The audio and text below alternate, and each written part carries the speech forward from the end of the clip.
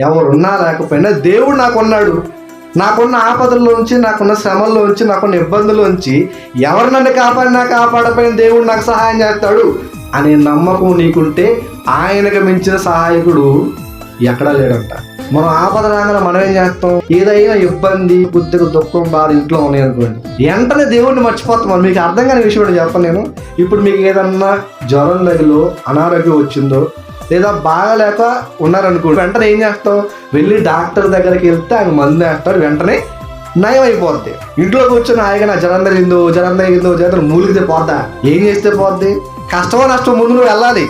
వెళ్ళిన తర్వాత ఆయన ట్రీట్మెంట్ చేస్తాడు. దేవుడు కూడా అంతే. బాధలో, కష్టాలు, నష్టాలు, ఇబ్బందులు చూస్తాడు. ఇంట్లో కూర్చో, మాకు ఇంట్లో కూర్చుంటావు బావు. ఎప్పుడైతే నా సన్నిధికి వచ్చి మొర పెడతావో సహాయం చేయడానికి రెడీగా ఉన్నా నేను. నన్ను నమ్ముతున్నావు కదా నువ్వు. నమ్మిన ప్రతి వారికి నేను సహాయకుడిని. మనకు సహాయకుడు దేవుడు.